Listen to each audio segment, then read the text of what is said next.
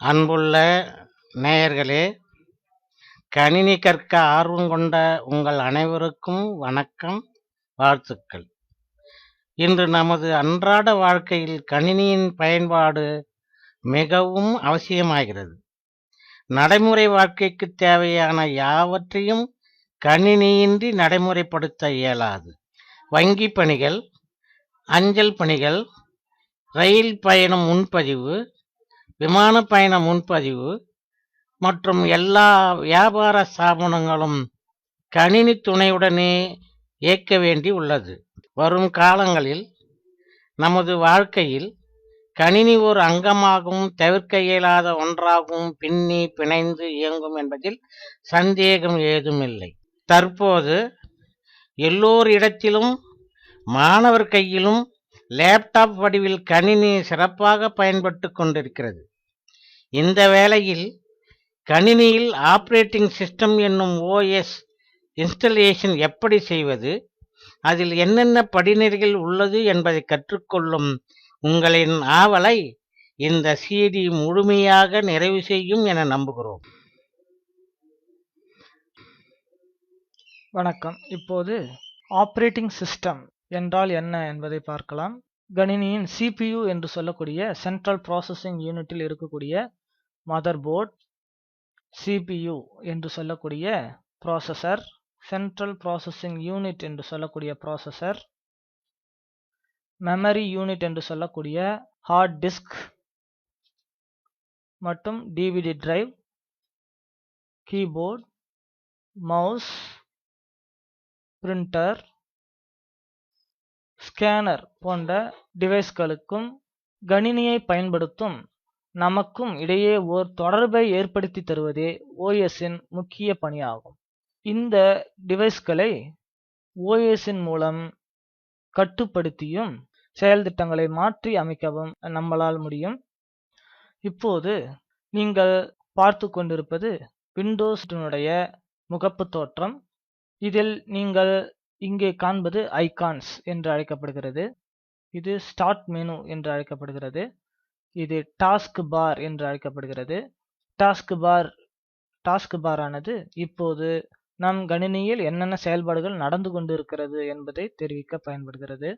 மேலும் நம்முடைய நேரம், தேதி மற்றும் ஸ்பீக்கரின் வால்யூம் கண்ட்ரோல், நம் கணினியில் இன்டர்நெட் இணைக்கப்பட்டுள்ளதா என்பதின் ஐகான், மேலும் சில பயன்பாடுகள் ஆகியவற்றை பயன்படுத்தி கொள்ள ஏதுவாக இந்த டாஸ்க் பார் அமைந்துள்ளது. ஓஎஸ் ஆனது ஃபைல் மேனேஜராக செயல்படுகிறது.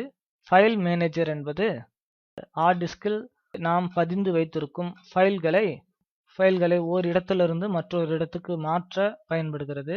இப்போது நீங்கள் பார்க்கக்கூடியது பல வகையான ஃபைல்கள், எந்தெந்த ஃபைல் எந்தெந்த சாஃப்ட்வேரில் ஓப்பன் ஆக வேண்டும் என்பதை ஓஎஸ்ஏ தீர்மானிக்கிறது. இங்கே பாருங்கள், இது MP3 ஃபைல் ஃபார்மேட், இது MP3 பிளேயரிலும், பிடிஎஃப் இது ஃபாக்ஸிட் பிடிஎஃப் ரீடரிலும், இது எக்ஸல் ஃபைல் எக்ஸலிலும், இது .exe என்பது அப்ளிகேஷன் அதாவது சாஃப்ட்வேர், நீங்கள் இதை இன்ஸ்டால் செய்ய வேண்டும் என்ற இந்த ஐகானுடன் காணப்படுகிறது. மேலும் பவர் பாயிண்ட், ஃபிளாஷ், பிரீமியர் போன்ற சாஃப்ட்வேரினுடைய ஃபைல்கள் என்பதை அதனுடைய ஐகானின் மூலம் நமக்கு தெளிவுபடுத்துகிறது.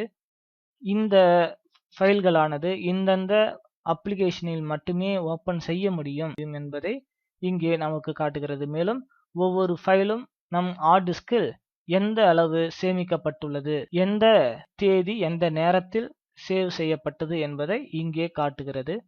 மேலும் கம்ப்யூட்டரில் ரைட் கிளிக் செய்து ப்ராப்பர்ட்டிஸ் என்பதை தேர்ந்தெடுக்கும் போது உங்கள் கணினியில் எந்த வகையான ஆப்ரேட்டிங் சிஸ்டம் ஆனது இன்ஸ்டால் செய்யப்பட்டுள்ளது என்பதை காட்டுகிறது.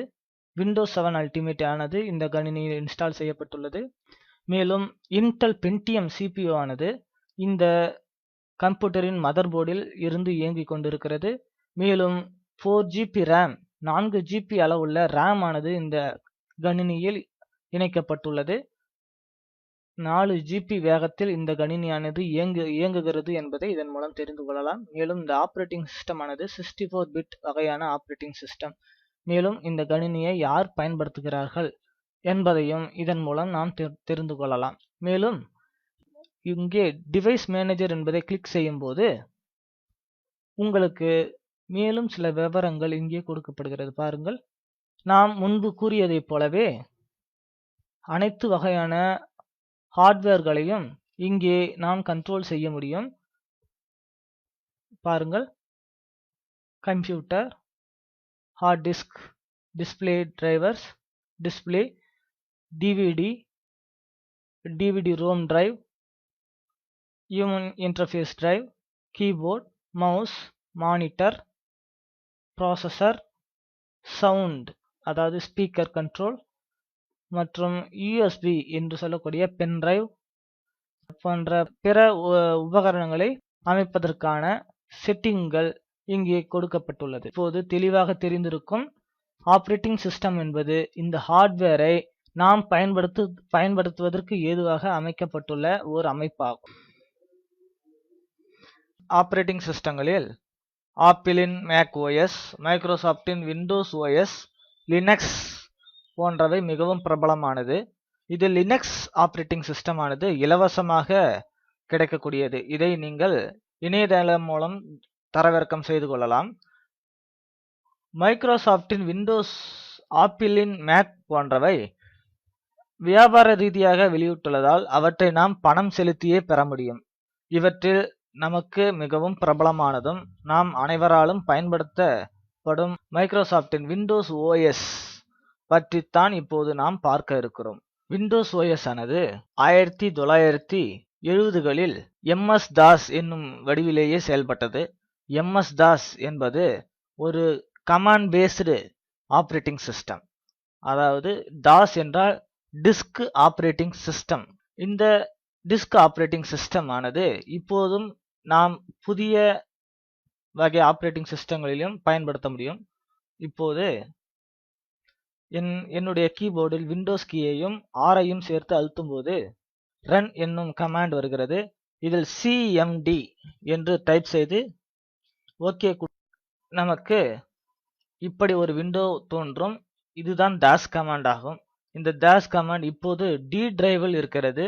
இந்த D டிரைவை நான் E டிரைவாக மாற்ற வேண்டுமானால் E என்று டைப் செய்து ஒரு கோலன் போட வேண்டும். கோலன் இட்டு என்டர் செய்தோமானால் E டிரைவுக்குள் நான் சென்று விட்டேன். இந்த E டிரைவுக்குள் என்னென்ன ஃபோல்டர்ஸ், ஃபைல்ஸ் இருக்கிறது என்பதை நாம் பார்வையிட dir என்றால் டைரக்டரி அப்படின்னு அர்த்தம். டைரக்டரி என்பதை dir என்று சுருக்கமாக டைப் செய்து என்டர் கொடுத்தோமானால் என்னுடைய E டிரைவில் என்னென்ன ஃபைல்ஸ் இருக்கிறது, என்னென்ன ஃபோல்டர்ஸ் இருக்கிறது என்பதை காட்டுகிறது. dir என்பதெல்லாம் ஃபோல்டர்ஸ். இங்க dir என்று இல்லாமல் அப்படியே இருப்பது எல்லாமே ஃபைல்ஸ் ஆகும். இப்போது இந்த டைரக்டரி ஆனது எப்போது கிரியேட் செய்யப்பட்டது, எந்த நேரத்தில் கிரியேட் செய்யப்பட்டது என்ற விவரங்கள் இதில் காட்டப்பட்டுள்ளது. இப்படியே பழைய 1970களில் நம்முடைய கம்ப்யூட்டரை நாம் பயன்படுத்தி கொண்டு இருந்தோம். இப்போது மேம்பட்டு அதனுடைய வளர்ச்சியானது அபரிமிதமாக உள்ளது. அதனுடைய வளர்ச்சியை இப்போது நம்ம பார்க்கலாம். 1985 நவம்பர் மாதம் 20ஆம் தேதி விண்டோஸ் ஆனது தனது டிஸ்க் ஆப்பரேட்டிங் சிஸ்டத்தை மேலும் மேம்படுத்தி அனைவரும் பயன்படுத்தக்கூடிய வகையில் அது ஒரு யூசர் இன்டர்ஃபேஸ் மேனேஜராக மாற்றி அமைத்து விண்டோஸ் 1.0 என்னும் பெயரில் வழங்கியது. இதுதான் அந்த ஆப்பரேட்டிங் சிஸ்டம். அதைத்தான் நீங்கள் பார்த்து கொண்டிருக்கிறீர்கள். அந்த ஆப்பரேட்டிங் சிஸ்டத்துடைய இன்டர்ஃபேஸை பார்க்கிறீர்கள். இப்படித்தான் அதனுடைய இன்டர்ஃபேஸ் இருந்தது. பின்பு அதிலும் மேம்பட்டு 1987 டிசம்பர் 9ஆம் தேதி விண்டோஸ் 2.0 ஆனது வெளியிடப்பட்டது. விண்டோஸ் 2.0 ஆனது அதிலும் மேம்பட்டு சில கண்ட்ரோல்ஸ் மற்றும் ஸ்கிரீன் லேஅவுட்டுடன் நமக்கு கிடைத்தது. 1990 மே 22ஆம் தேதி விண்டோஸ் 3.0 வெளியிடப்பட்டது. இது விண்டோஸ் NT அதாவது நெட்வொர்க் ஃபைல் சிஸ்டத்தை கொண்டு இயங்கக்கூடிய ஒரு ஆப்பரேட்டிங் சிஸ்டம். இதில் கிராபிக்ஸ் என்று சொல்லக்கூடிய கண்ணுக்கு மிகவும் அழகாக தோன்றக்கூடிய விண்டோக்களை அமைத்தது. இந்த விண்டோஸ் 3.0 வெளியிடுகிறார் மைக்ரோசாஃப்டின் நிறுவனர் பில் கேட்ஸ் அவர்கள். அதை பார்த்து கொண்டிருக்கிறீர்கள். விண்டோஸ் 95 அதாவது இப்போது நாம் பயன்படுத்தக்கூடிய வகையில் கம்ப்யூட்டரானது மாற்றம் பெற்றது 1995 ஆகஸ்ட் 24ஆம் தேதி விண்டோஸ் 95 என்னும் ஆப்பரேட்டிங் சிஸ்டம் வெளியிடப்பட்டதுதான். இப்போது நாம் பயன்படுத்தும் XP OSன் முன்னோடியாக கருதப்படுகிறது. இதில் 7 மில்லியன் இந்த OS ஆனது 7 மில்லியன் காப்பி விற்று சாதனை படைத்தது. 7 மில்லியன் காப்பிகள் விற்று சாதனை படைத்த ஒரு OS. இது 32 பிட் ஆப்பரேட்டிங் சிஸ்டம் கொண்டு வெளியிடப்பட்டது. இதை பில்கேட்ஸ் அவர்கள் வெளியிடும் படத்தினை பார்க்கிறீர்கள். சிடியை பயன்படுத்தக்கூடிய CD-ROM வசதியை விண்டோஸ் ஆனது இந்த வெர்ஷனிலேயே வெளியிட்டது. விண்டோஸ் 95 என்னும் வெர்ஷனில் வெளியிட்டது. இது வெளியிட்ட தேதி 1995 ஆகஸ்ட் 24. 1998ஆம் வருடம் ஜூன் மாதம் 25ஆம் தேதி அதனினும் மேம்பட்ட விண்டோஸ் 98 மற்றும் விண்டோஸ் 2000 ஆனது வெளியிடப்பட்டது. விண்டோஸ் ME வெர்ஷனும் இப்போதுதான் வெளியிடப்பட்டது. அதில் என்ன முக்கிய அம்சம் என்றால் வேகமாக செயல்படும் புரோகிராம்கள் மற்றும் டிவிடி சப்போர்ட்டிங்கை அப்கிரேட் செய்து வெளியிட்டது. விண்டோஸ் 95 ஆனது சிடியை சப்போர்ட் செய்தது. ஆனால் விண்டோஸ் 98 ஆனது டிவிடியை சப்போர்ட் செய்தது. Windows 98 is the latest version based on MS-DOS. Windows 98 என்பது MS-DOSின் அடிப்படையாக கொண்ட ஒரு முன்னோடி ஆப்பரேட்டிங் சிஸ்டமாக திகழ்ந்தது. கம்ப்யூட்டரில் ஒரு சகாப்தத்தை ஏற்படுத்திய விண்டோஸ் XP ஆப்பரேட்டிங் சிஸ்டம் ஆனது 2001 அக்டோபர் 25ஆம் தேதி வெளியிடப்பட்டது. இந்த விண்டோஸ் XP ஆப்பரேட்டிங் சிஸ்டத்தில் 25 மொழிகளில் சப்போர்ட் கிடைத்தது. அது மட்டும் இல்லாமல் அனைத்து நாடுகளிலும் அதனுடைய சர்வீஸ் சென்டரை அமைத்தது. மேலும் இது 1 பில்லியன், அதாவது பில்லியன் என்றால் 10 கோடி கம்ப்யூட்டர்கள் விண்டோஸ் XPக்கு அப்கிரேட் செய்து கொண்டன. விண்டோஸ் XP ஆனது பெஸ்ட் செல்லிங் விற்பனையில் சாதனை படைத்து கம்ப்யூட்டரில் தனது நிலையை மீண்டும் நிரூபித்தது மைக்ரோசாஃப்ட் நிறுவனம். விண்டோஸ் மீடியா பிளேயர் என்னும் பிளேயர் ஆனது இணைத்து தரப்பட்டது. விண்டோஸ் மூவி மேக்கர் இப்போது நாம் நம்முடைய பிக்சர்களை கொண்டே படமாக மாற்றக்கூடிய விண்டோஸ் மூவி மேக்கர் சாஃப்ட்வேரும் இதனுடன் இணைத்து தரப்பட்டது. மேலும் டிஜிட்டல் போட்டோக்களை ஈஸியாக நாம் பயன்படுத்தக்கூடிய வகையில் மாற்றி அமைத்து வெளியிட்டது. விண்டோஸ் XP ஆனது கம்ப்யூட்டரின் ஒரு பெரிய புரட்சியே என்று சொல்லலாம். இந்த விண்டோஸ் XPயை எப்படி இன்ஸ்டால் செய்வது என்பதை பற்றியும் இந்த சிடியில் விளக்கப்பட்டுள்ளது. பல இடங்களிலும் விண்டோஸ் XP ஆனது இப்போது பயன்பட்டு கொண்டு வருகிறது. மேலும் இதை ஹார்ட் டிஸ்கில் பதிய மிகவும் குறைந்த அளவு இடமே தேவை இருப்பதனால் விண்டோஸ் XP ஆனது இப்போதும் அனைவராலும் பயன்படுத்தப்பட்டு கொண்டு வருகிறது. 2006வது வருடம் விண்டோஸ் ஆனது விஸ்டா ஆப்பரேட்டிங் சிஸ்டத்தினை வெளியிட்டது. இந்த விஸ்டா ஆப்பரேட்டிங் சிஸ்டம் ஆனது டிரைவ் பாதுகாப்பு மற்றும் மேலும் பல கிராபிக்ஸ் வசதியுடன் வெளியிடப்பட்டது. ஸ்டார்ட் மெனுவும் இதில் மாற்றப்பட்டது. ஸ்டார்ட் என்னும் மெனு பட்டன் இப்போது நீங்கள் இங்கு பார்க்கிறீர்களா, அதுபோன்று வட்டமாக மாறியது இந்த விண்டோஸ் விஸ்டாவில் தான். மேலும் கிராபிக்கல் லோகோ கிராபிக்கலாக மாற்றப்பட்டது. 2009 அக்டோபர் மாதம் 22ஆம் தேதியை விண்டோஸ் 7 ஆப்பரேட்டிங் சிஸ்டம் ஆனது வெளியிடப்பட்டது. இந்த விண்டோஸ் 7 ஆப்பரேட்டிங் சிஸ்டம் ஆனது விஸ்டாவில் உள்ள அனைத்து பிழைகளையும் களைந்து புதிதாக வெளியிட்ட விண்டோஸ் 7 ஆனது அனைவரின் வரவேற்பையும் பெற்றது. மேலும் இப்போது விண்டோஸ் 8 விண்டோஸ் 10 வெளியிட்டாலும் அதைவிட விண்டோஸ் 7 சிறப்பாக உள்ளது என்று கூறும் வகையில் அனைவரும் உள்ளத்திலும் இடம்பெற்ற ஒரு சிறந்த ஆப்பரேட்டிங் சிஸ்டமாக விண்டோஸ் 7 ஆனது திகழ்கிறது. இது விண்டோஸ் 8 விண்டோஸ் 10 விட மிகவும் குறைவான இடத்தையே உங்கள் ஹார்ட் டிஸ்கில் பிடித்துக் கொள்ளும் என்பதால் இதை அனைவராலும் விரும்பப்படுகிறது. இந்த விண்டோஸ் 7 எவாலுவேஷன் ட்ரையல் வெர்ஷன் வெளியிடும் போது 8 மில்லியன் கம்ப்யூட்டர் பயனாளர்கள் இதை சோதித்து பார்த்தார்கள். விண்டோஸ் 7 8 மில்லியன் மக்கள் சோதித்து பார்த்து பிறகே அது வெளியிடப்பட்டது. 26 அக்டோபர் 2012 விண்டோஸ் 8 ஆனது வெளியிடப்பட்டது. விண்டோஸ் 8 ஸ்டார்ட் மெனு டைல்ஸ் ஆக மாற்றப்பட்டது. மேலும் இந்த விண்டோஸ் 8 ஆனது நம்மளுடைய ஃபைல்களில் ஏற்படும் பிரச்சனைகளை தானாகவே சரி செய்து கொள்ளும் திறமை படைத்தது. விண்டோஸ் 8.1 என்னும் வெர்ஷன் ஆனது 2013இல் வெளியிடப்பட்டது.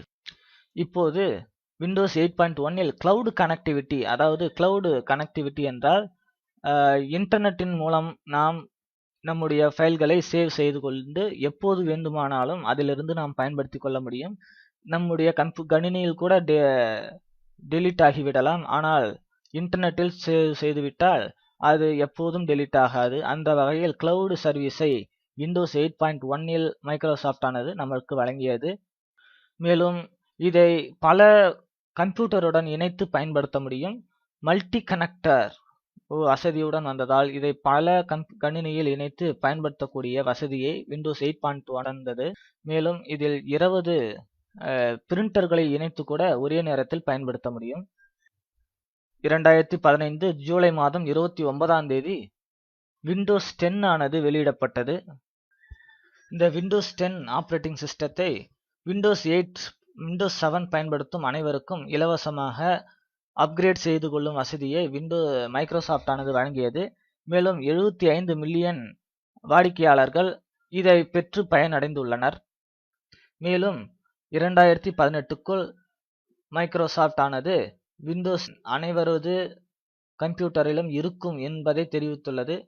விண்டோஸ் 7, விண்டோஸ் 8, விண்டோஸ் 10 ஆகிய அனைத்து ஆப்பரேட்டிங் சிஸ்டத்தையும் ஒரே வகையில்தான் இன்ஸ்டால் செய்ய வேண்டும் என்பதால் நாங்கள் விண்டோஸ் 7ஐ எப்படி இன்ஸ்டால் செய்வது என்பதை இந்த சிடியில் சொல்லி தந்திருக்கிறோம். அதை வைத்து விண்டோஸ் 8, விண்டோஸ் 10ஐயும் நீங்கள் இன்ஸ்டால் செய்ய முடியும். அனைத்து வகையான செயல் திட்டங்களும் விண்டோஸ் 7இல் உள்ளது போலவே தான் இருக்கிறது என்பதை நீங்கள் நினைவில் வைத்துக் கொள்ளுங்கள். மீண்டும் அடுத்த லெசனில் சந்திக்கலாம்.